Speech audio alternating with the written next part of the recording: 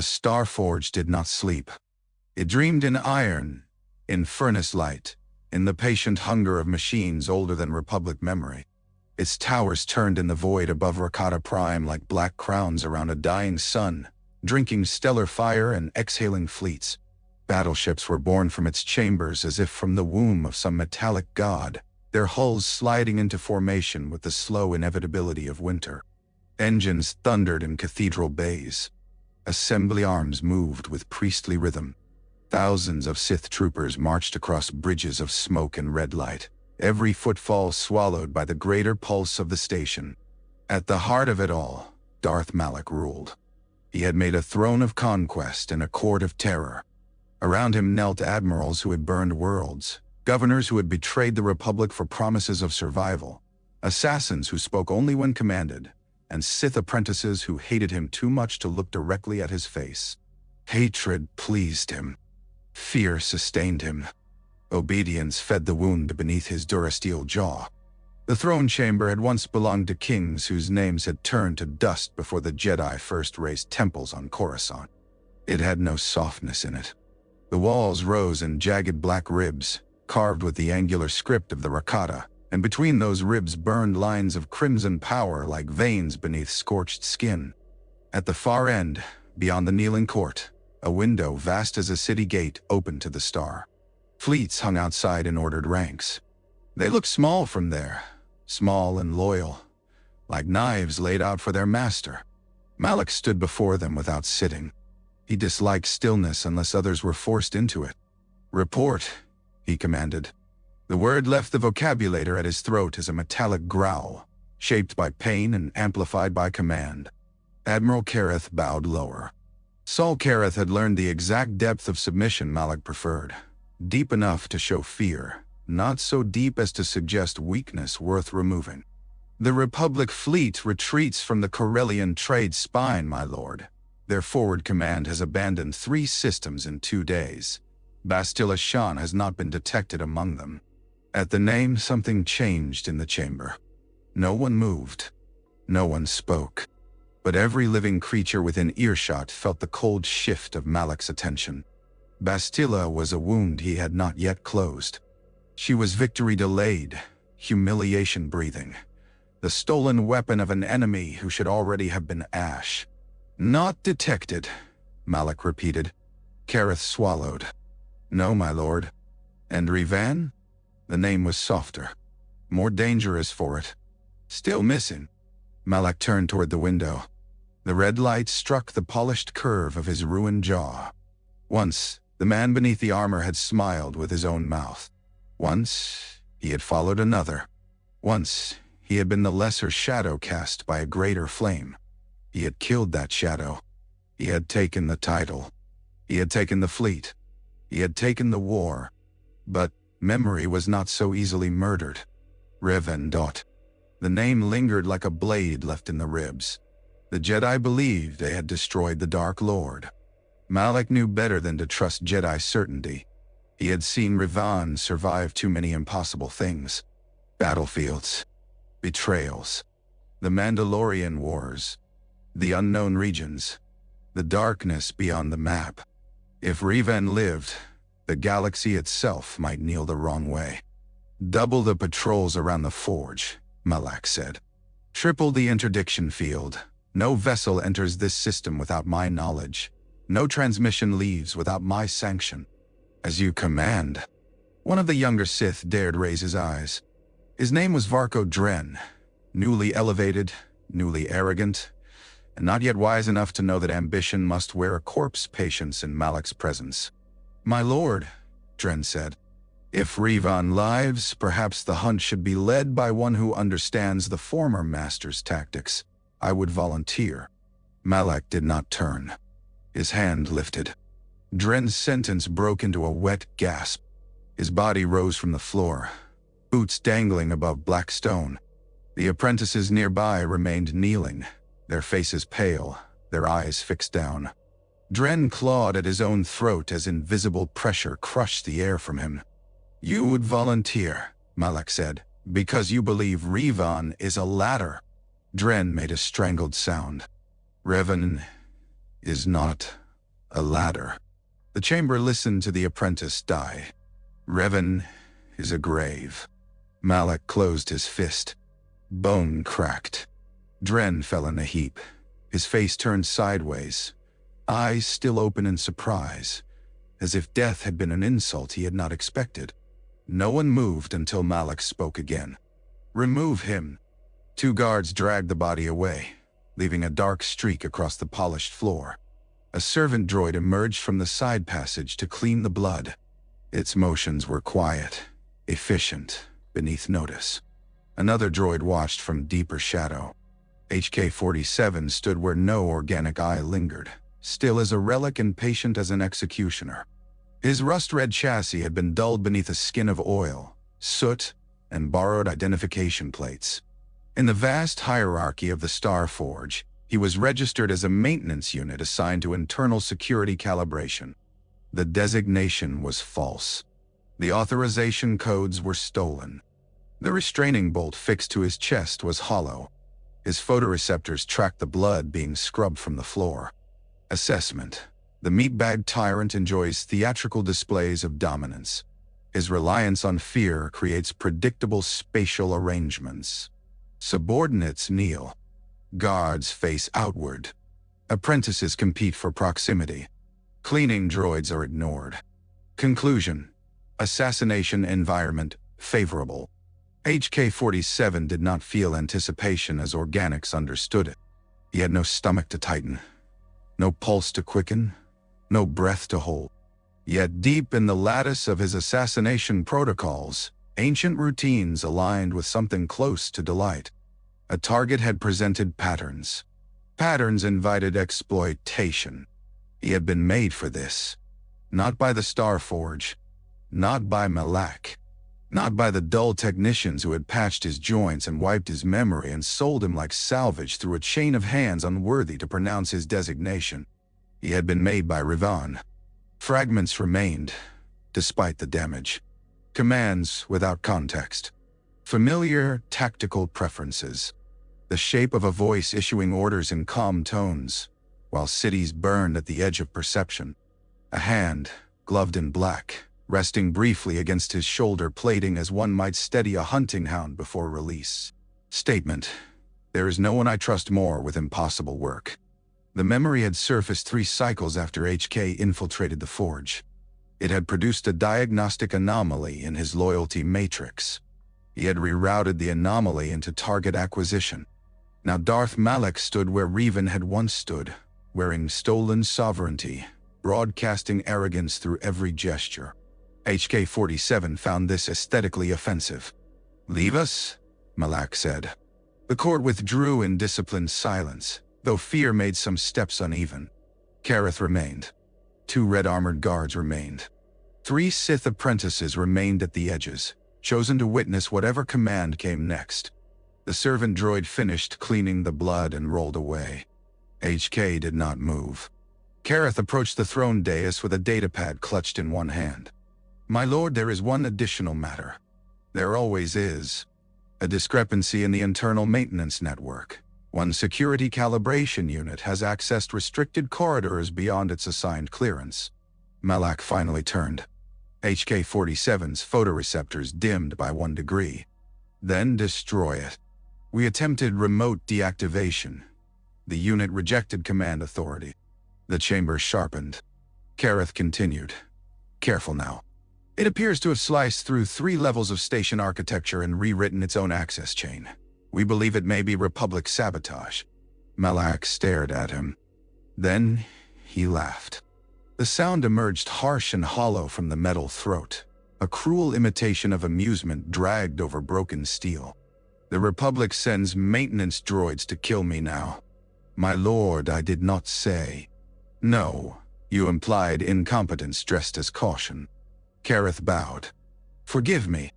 Malak's gaze moved across the chamber, and for 1 cold second it passed over the shadowed pillar behind which HK waited. The assassin droid remained absolutely still, every motor locked, every sensor calibrated to the Sith Lord's posture. Malak's eyes narrowed. The Force moved. It was not sight, not sound, not scent. It was pressure in the room, a storm searching for a door. HK had learned over many delightful years of terminating force-sensitive meatbags that Jedi and Sith sensed intent more readily than mechanism. To aim hatred at them was to shout. To fear them was to bleed signal. To desire their death with organic urgency was to light oneself like a beacon. HK possessed no fear. His hatred, when useful, was simulated. His intent hid behind mathematics. The searching pressure brushed past him. Malak looked away. "Find the droid," he said. "Bring me its head." Clarification. The target requests delivery of my cranial assembly. Addendum. Request denied. HK withdrew through the service seam in the wall before the guards turned. His passage closed behind him without sound, leaving only ancient stone and red light. Behind him, Malak resumed issuing orders to men who believed themselves part of history. Ahead, in the dark between walls, HK-47 began the final approach to murder. Long before the Star Forge's furnace halls echoed beneath HK-47's feet, Revan walked through rain without knowing his own name. Terrace drowned slowly under Sith occupation. Its towers stabbed upward through storm clouds while its lower streets rotted in neon and sewage. Refugees slept beneath rusted awnings. Gamorrean enforcers shoved vendors away from ration lines. Sith patrols crossed the boulevards with the bored cruelty of men who had been told the city already belonged to them. Revan moved among them as a Republic soldier with no past. The armor sat strangely on him. Carth Onasi noticed that from the first. Armor belonged on men who trusted their own reflexes. This man wore it as if humoring the world, as if some deeper instinct kept searching for a black cloak that was no longer there. "You're quiet," Carth said. Rain ticked against his shoulder plates. "I'm listening," Revan answered. "For what?"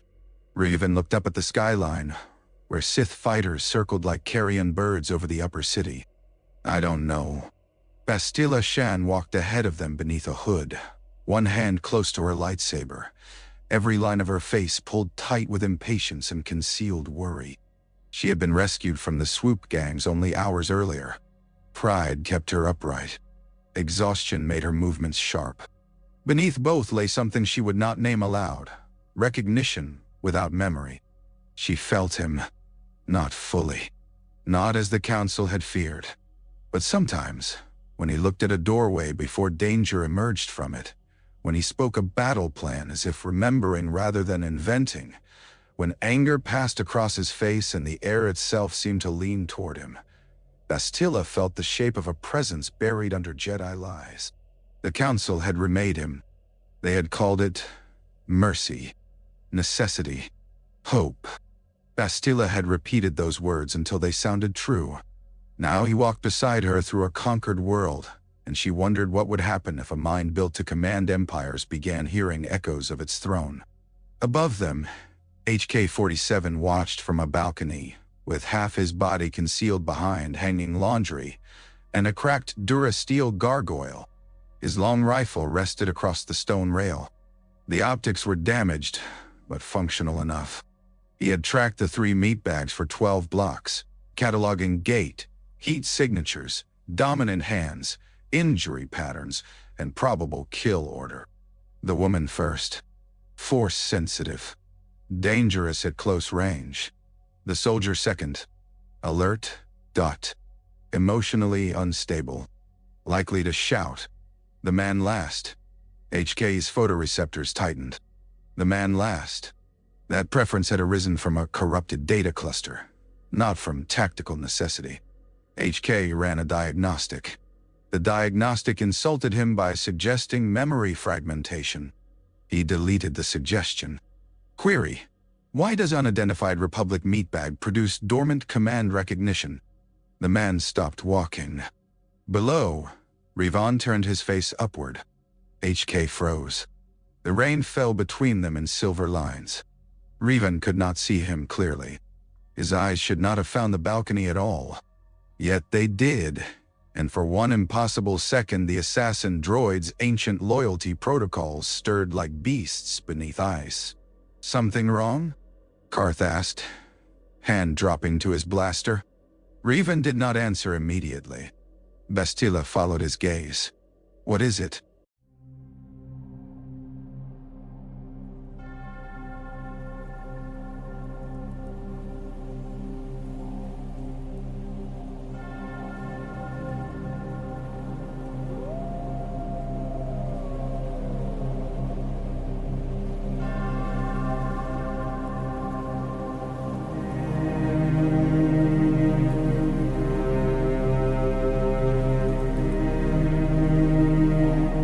I thought.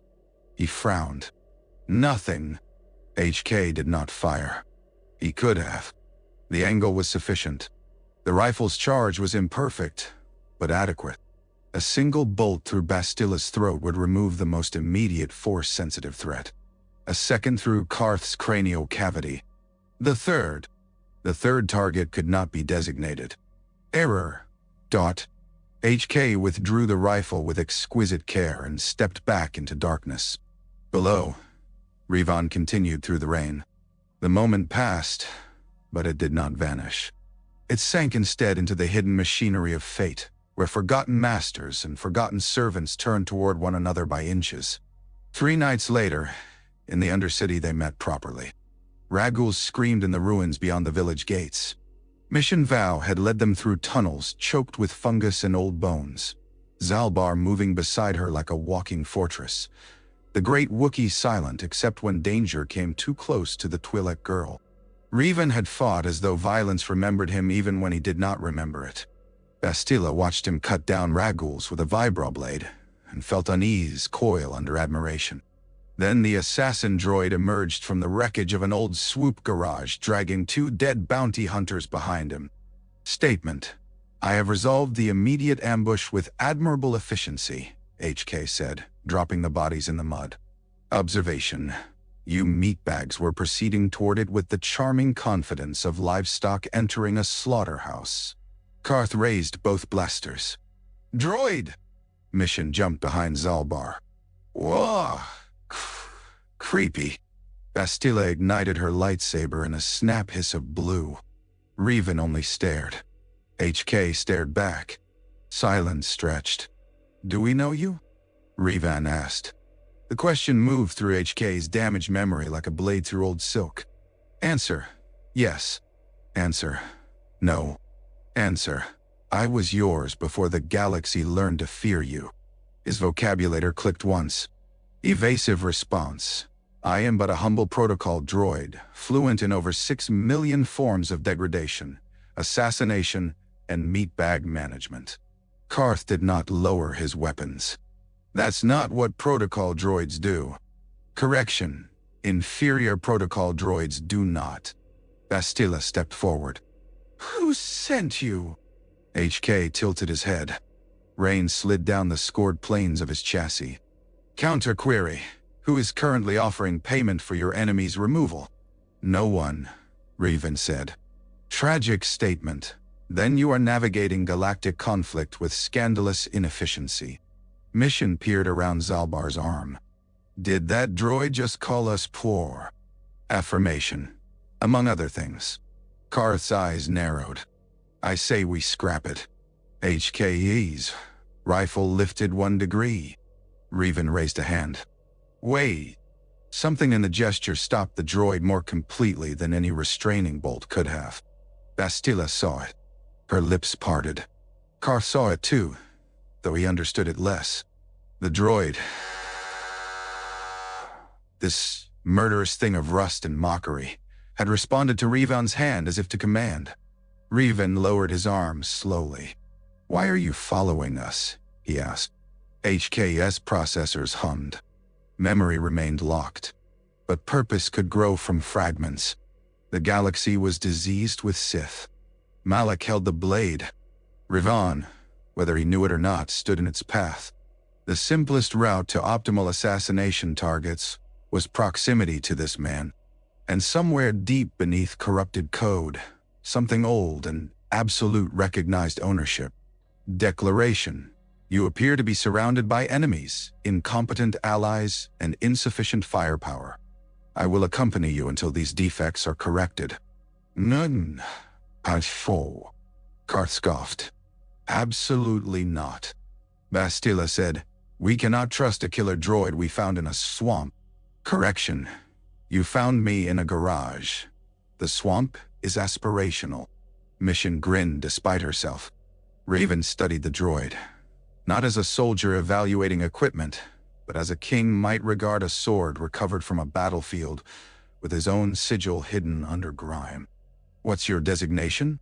The answer came at once, with pride sharpened by centuries of slaughter. HK-47. Revan repeated it softly. HK-47. The droid's internal systems registered the vocal pattern and returned 3 buried files from corrupted storage. None opened fully. All bore the same authorization mark. Raven Die. The name did not appear in the world. It appeared inside HK like a commandment. Bastila felt a tremor in the force and looked away before Revan could see fear cross her face. The rain thickened. Above them, Sith ships passed over Terrace, searching for a Jedi, a soldier, and a secret too large to remain buried. Revan turned toward the tunnels. "Come on then." Karth swore under his breath. Mission laughed. Zalbar growled something low and skeptical. Bastila said nothing. HK-47 fell into step behind Revan. Rifle held easy across his chest. Cheerful statement. Excellent. I have already prepared a list of organics whose termination may improve group morale. No one asked to see it. The Ebon Hawk became a court before anyone admitted it. It was too small for secrets and too old for comfort. Its corridors smelled of oil, overheated circuitry, damp fabric, blaster residue, and the faint animal musk Zalbar carried from the Undercity. The hyperdrive coughed like a dying beast whenever pushed past safe limits. Panels rattled during takeoff. The Dejeric table flickered blue ghosts into the air and then lost power at inconvenient moments, as though even the ship disapproved of strategy. Yet as Terrace burned behind them and the stars stretched into white lines, the ship gathered people the way war gathers grudges. Carthonasi claimed the cockpit because he trusted controls more than people. Bastila Shan claimed moral authority because the Jedi had given it to her, and she feared what might happen if she set it down. Mission Vow claimed laughter because she had survived too young to surrender it. Zalbar claimed silence, which was heavier than most speeches. Canderous Ordo claimed the cargo hold, where he cleaned weapons with the reverence of a priest tending relics of a harsher god. HK-47 claimed Revan's shadow. At first, Karth objected every hour. "That droid is going to kill us in our sleep." "Correction," HK said from the doorway. "If I intended to kill you, meatbag, sleep would not be required." "That is not comforting." Clarification, it was not intended to be. Bastila watched these exchanges with increasing concern. She had brought Revan from the wreckage of his old life under the Council's orders. She had told herself the identity buried inside him was contained, that the man before her could be shaped toward redemption. But the droid complicated everything. HK did not know, not fully, yet he behaved as if some subterranean loyalty had survived every memory wipe. He anticipated Revan's commands before they were spoken. On Dantooine, when Kath hounds attacked near the grove, HK fired before Revan turned, removing the beast that would have struck his flank. On Tatooine, when Cherka guards tried to extort them outside Anchorhead, HK shifted one step left, not to protect himself, but to clear Revan's draw. On Kashyyyk, beneath the endless green gloom where old trees rose like pillars in a giant's hall, HK addressed Revan once as "Master," and then paused so abruptly that even Canderous looked up. Revan heard it. Everyone heard it. "What did you call me?" he asked. HK's head twitched. "Deflection. A routine honorific, Master. Many meatbags respond positively to delusions of importance." Karth folded his arms. "You don't call anyone else that." Explanation. "No one else has earned the delusion." Bastila's face hardened. "That is enough." But it was not. Not for her. Not for Revan. Not for the galaxy tightening around them. The first star map changed him. They found it in the ruins on Dantooine. a relic of an empire dead so long even myth had forgotten its name. When Revan touched the ancient machine, light unfolded across his face in geometric patterns. His eyes went distant. Bastila felt him fall inward, not like a man fainting, but like a king descending beneath his own castle to find the crypt where his ancestors waited. Images struck them both. A map, Dottie. A star. A factory above a green world. Malak's laughter. Revan's own hands, gloved and sure, reaching toward conquest. Bastila staggered back. Raven remained upright, breathing hard. HK-47 stood at the entrance with rifle raised, scanning for threats, unaware that the greatest threat had come from within the stone. "What was that?" Raven whispered. Bastila lied with the skill of a frightened saint. A vision. The Force often speaks through places strong with history. "Nay. Did you see him? Malak?" "No." Raven looked toward the dark machine. "Meh." The silence after that had edges. That night, aboard the Ebon Hawk, Bastila stood alone in the common room until HK entered without sound. "Statement. Your pulse rate is elevated, Jedi meatbag." She did not turn. "Do not call me that." "Concession. Very well. Statement. Your pulse rate is elevated, sanctimonious lightsaber meatbag." Her hand closed around the unlit hilt at her belt. "Why are you loyal to him?" HK paused. "Answer. I am not loyal. I am strategically aligned." "Me, Asaya. You obey him." Observation. He gives superior commands. You called him master. Many beings have claimed ownership of my chassis. Few deserve the title. Bastila turned then, anger and fear making her young. "What do you remember?" HK's photoreceptors glowed in the dim shiplight. Fragmented answer. Battlefields. Mandalorians dying in satisfying numbers. Jedi issuing objections in doomed tones. A black mask. A voice. A command to eliminate weakness wherever it endangered victory. Bastila's face lost color. HK tilted his head. Addendum. Also a meatbag senator falling down an elevator shaft. That memory remains pleasantly vivid. You must not speak of this to him. Query. Because knowledge would damage him, or because it would damage your control of him. The words struck harder because the droid did not understand mercy. He understood leverage, concealment, command chains. In that language, Bastila's fear was clear. "He is not what he was," she said. "Neither am I. You are a killer." Correction. I am an assassin droid of exceptional refinement. You are the killer, Jedi. You simply prefer to wrap murder in prophecy, robes, and committee approval. Tease you. Her lightsaber ignited. Blue filled the room. HK did not raise his rifle. Observation. Striking me down would be emotionally gratifying, but tactically unwise. Also, Master would disapprove. He is not your master. HK leaned slightly forward. Then why does the lie sound unstable when you say it? The blade hummed between them. For a moment, Bastila imagined cutting him in half and scattering the pieces into hyperspace. The thought frightened her less than it should have. Then Revan entered. "What's going on?" Bastila extinguished the saber too quickly. "Nothing." HK turned. False statement. The Jedi meatbag threatened disassembly in response to accurate social analysis. Karth appeared behind Revan, drawn by the sound. Mission peered from the corridor. Canderous rose in the cargo hold with a warrior's smile, sensing conflict the way other men smelled food. Revan looked at Bastila, then HK. What did he say? Bastila's mouth tightened. "Ask him." HK regarded Revan. There were countless things he might have said. That the Jedi feared him. That memories were not dead, only buried. That Malak wore a stolen crown. That somewhere in the galaxy, machines still remembered commands issued by Darth Revan before Republic mercy cut his mind apart. Instead, HK said, "Advisory." You should sleep with a weapon within reach. Karth barked a humorless laugh.